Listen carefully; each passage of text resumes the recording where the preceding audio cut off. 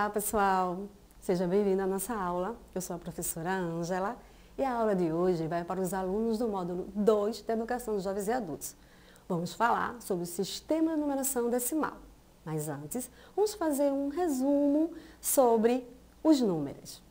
Os números, eles estão presentes em vários lugares, objetos e coisas à nossa volta. Então, como surgiram os números? Os números surgiram ainda lá na pré-história, há mais de 30 mil anos. O homem nessa época morava em cavernas ou em grutas e eles viviam da caça e da coleta de frutos. E para fazer esse controle, eles utilizavam pedras ou pedaços de madeiras. Com a evolução, o homem deixou de ser nômade e fixou-se em um só lugar.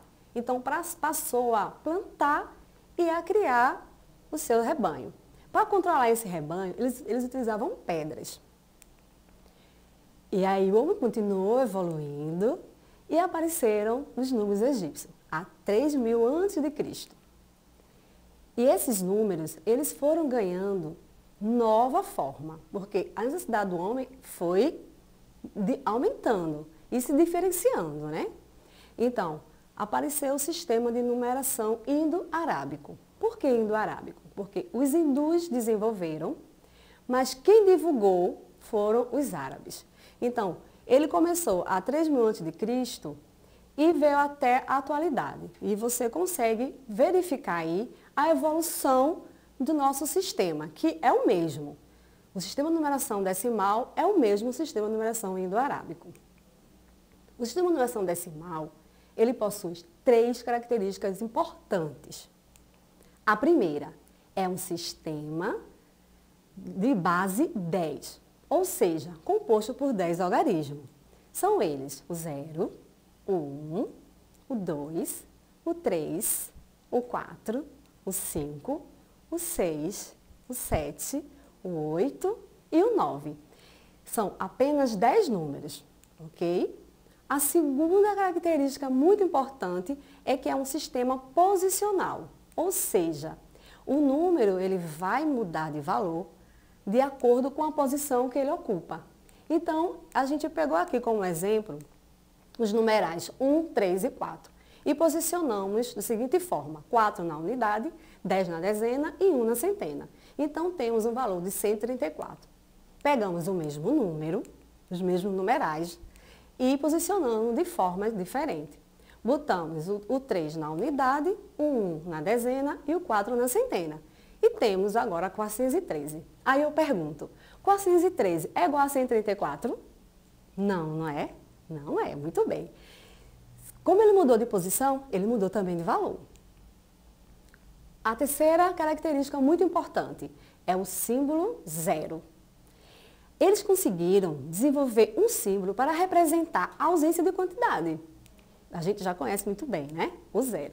Então agora eu tenho um exemplo aí, ó, 104. 4 é a unidade. Está dizendo que eu tenho 4 unidades. E na dezena tem o 0. Está dizendo que na dezena eu não tenho nada. É uma ausência de número. Então, temos um valor de 104 lá. 104. Como já vimos, o sistema de numeração decimal é composto por 10 algarismos. E com eles a gente pode fazer qualquer quantidade, da menor à maior. Então, 133, eu vou usar os mesmos 9 símbolos, 10 símbolos. O número 9, 90, o número 5, as quantidades, né? Então, se eu quero representar qualquer quantidade, da maior a menor, eu vou utilizar esses mesmos 10 algarismos. O sistema de numeração decimal, ele é organizado por ordens e classes. No caso, classes e ordens, né? Na sequência correta. Então, a primeira ordem é a casa das unidades, a segunda da dezena e a terceira da centena. Então, eu peguei o número aqui, 170. E a gente vê que o 0 está na casa da unidade, o 7 na dezena e o 1 na centena. Pegamos os mesmos números e mudamos de posição. E botamos o 1 na unidade, o 0 na dezena e o 7 na centena. Então, temos 701. Com os mesmos 170, podemos formar números diferentes, porque ele vai ocupar ordens e classes diferentes. 7, 1, 0. Então, temos agora o total de 17. Está vendo? O 0 à esquerda, ele não tem valor. a gente nem fala, né? Fala só 17. Nos outros a gente falou 170. Na unidade, não, tem ausência de valor, não tem nenhuma unidade ali. E no 701, eu também não tenho dezena. Um material que a gente utiliza para compreender o sistema de numeração decimal é chamado material dourado. Esse vocês estão vendo aí na tela. E como funciona? Esse material é composto por 4 peças diferentes. Então, temos o cubinho, que representa as unidades, as barrinhas, que representam as dezenas, tem 10 unidades, a plaquinha, que representa as centenas, que tem 10 dezenas, e o cubão, que representa o milhar, 1000 unidades.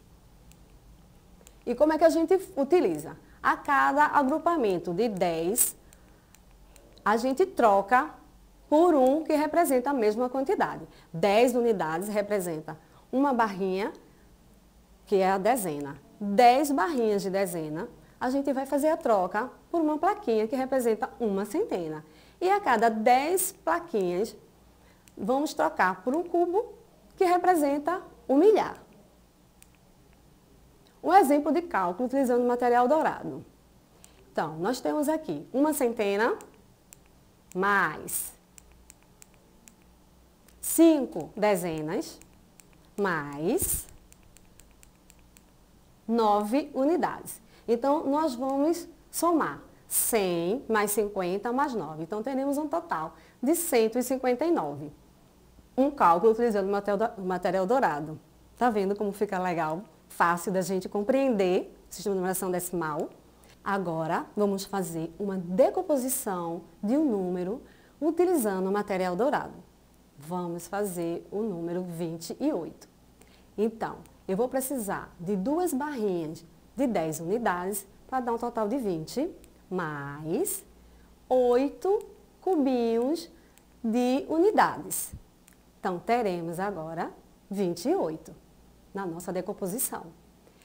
Temos ainda outra maneira de compreender e trabalhar com números do sistema de numeração decimal, utilizando o quadro valor de lugar.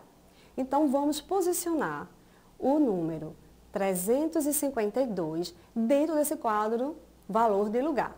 As unidades, elas vão estar representadas pela cor laranja, tá bem? As dezenas pela azul e a centena pelas vermelhas. Então, 352, eu vou colocar 2 unidades, 5 dezenas e 3 centenas. E no quadro valor de lugar, acabei de representar o numeral 352. Vamos para o próximo. 136. Temos 6 unidades, representadas aqui pela corzinha laranja, 3 dezenas e uma centena. Vamos agora representar o 601. Temos uma unidade. Na dezena, não temos valor, tem uma ausência aí, então não vai ser representado com nada, vai ficar vazio. E nas centenas vamos ter 6 centenas. Viver é um grande desafio. Então, pegue seu caderno, a caneta e responda. Qual a ordem que o zero ocupa nos seguintes numerais? No 102 e no 10. Na próxima aula a gente retoma. Então, até a próxima aula.